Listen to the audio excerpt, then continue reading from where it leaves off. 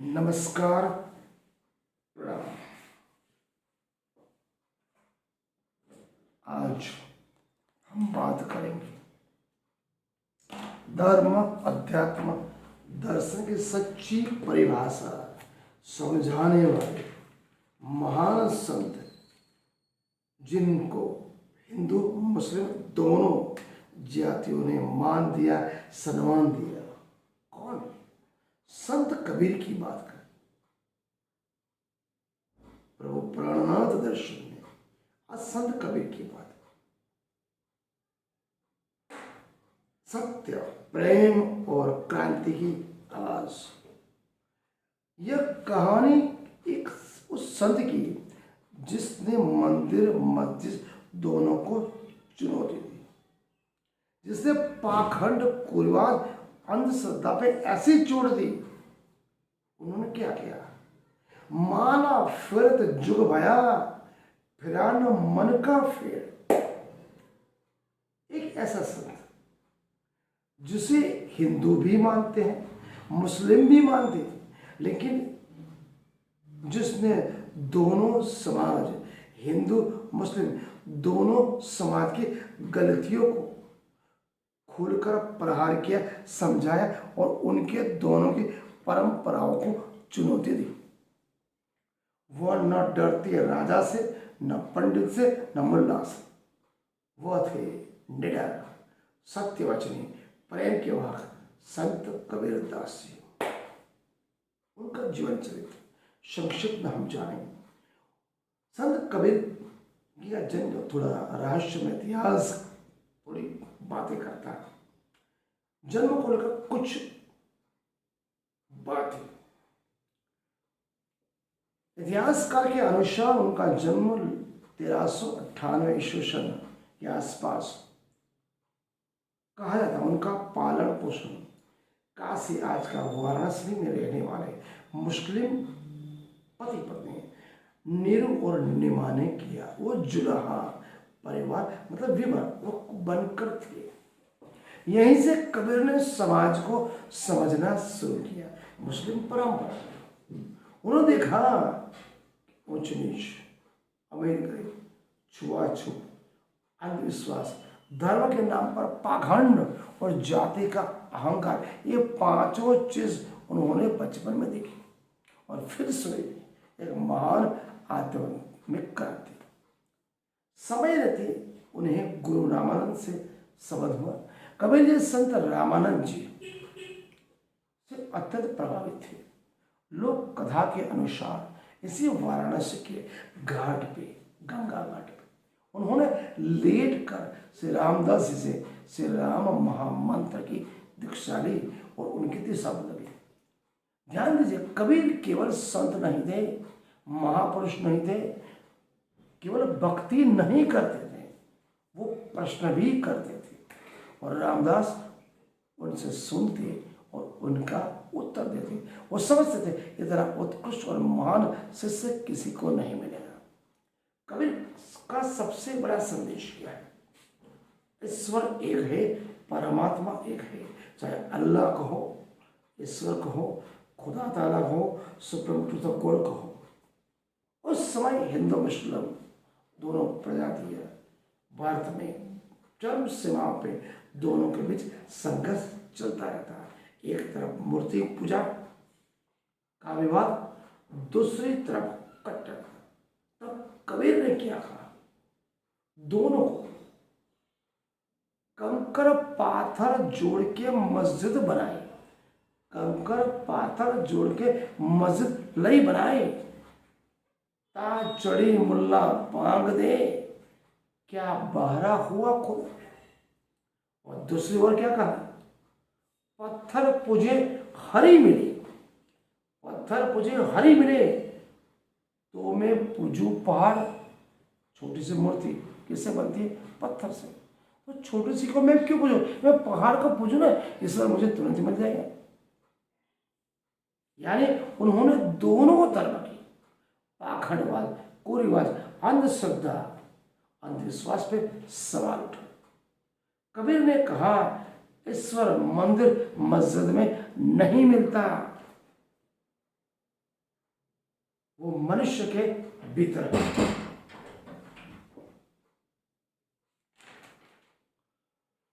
तीसरा प्रहार उन्होंने कहा जातिवाद का। उस समय समाज में जाति में बटा हुआ है, चार मुख्य जाति, हिंदू, मुस्लिम, सिख, ईसाई, उसमें भी हजारों जाति है। ऊंची जाति वाले खुद को दूसरे से बड़ा समझते, श्रेष्ठ मानते। तब कबीर ने क्या कहा, जाति ना पूछो साधु की, जाति ना पूछो साधु की, पूछ लीजिए ज्ञान, मोल करो तलवार का। पढ़ा रहन दो मैंने कहा, कोई भी व्यक्ति कर्म और ज्ञान से बड़ा है, जाति से बड़ा नहीं। और समय के सबसे बड़े महान सामाजिक क्रांति उन्होंने कहा, मनुष्य की पहचान उसकी जाति से नहीं, उसका चरित्र एवं ज्ञान से होती है। यही बात पूर्ण पुरुषोत्तम कृष्ण ने भी कह दी, मनुष्य कर्म से महान है। महामति प्राणनाथ जी ने भी यही कहा, इंसान कर्म से महान से, ज्ञान से माने, न जात पात, ऊंच नीच, अमीर गरीब कुछ भी नहीं। कबीर आगे क्या कहते हैं, पंडित मुल्ला दोनों पे उन्होंने प्रहार किया। कबीर किसी से नहीं डरे। उन्होंने उन धार्मिक ठेकेदार, पुरोहित, पंडित, मुल्ला जो धर्म के नाम पर जनता को गुमराह कर रहे थे, डराते थे देवी देवता के नाम पर, स्वर्ग नरक के नाम पर, श्राप के नाम पर, ये देवी बांट रही, वो देवी बांट रही।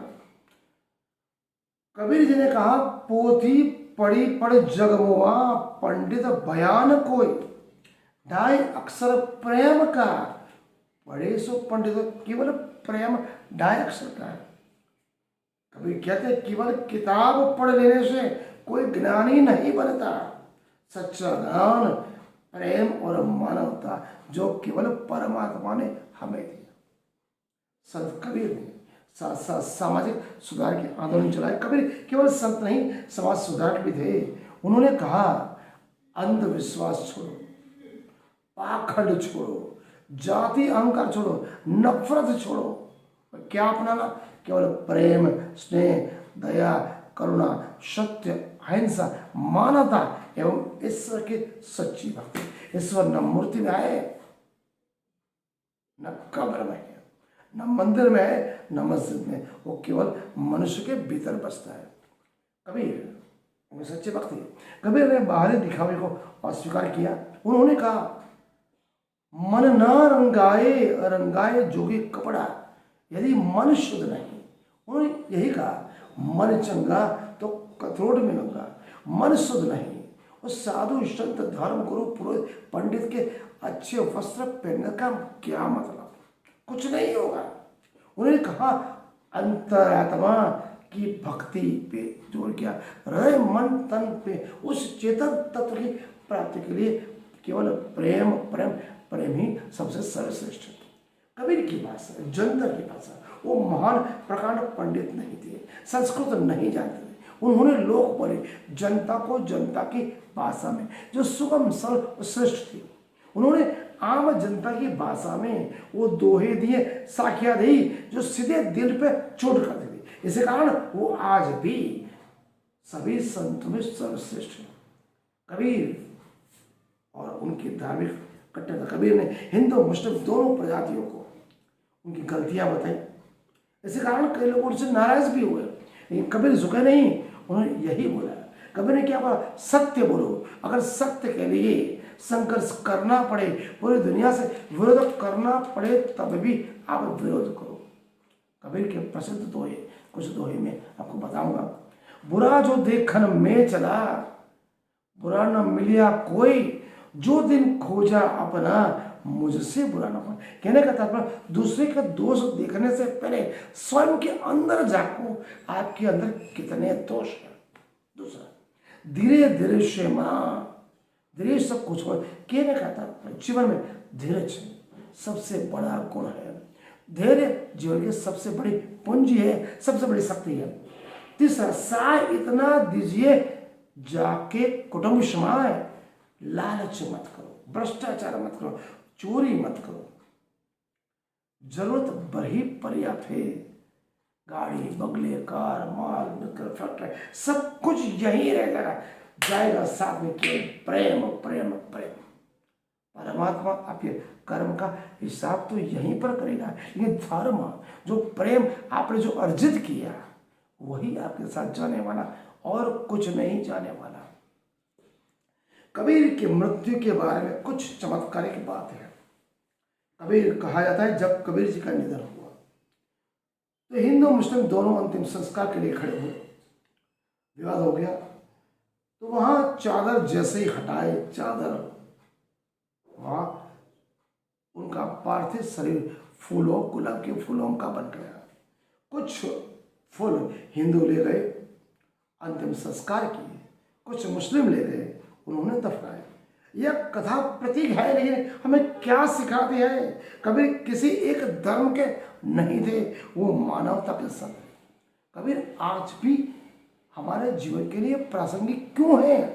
आज भी समाज में जातिवाद है, धर्म के नाम पर नफरत है, दिखावा, अंधविश्वास है, मौजूद है। इसीलिए इसी समय में आज भी कबीर जी की वाणी की, उनके मन की, चिंतन की, उनकी बातों की जरूरत है, उनकी बातों पे फॉलो करना जरूरी है।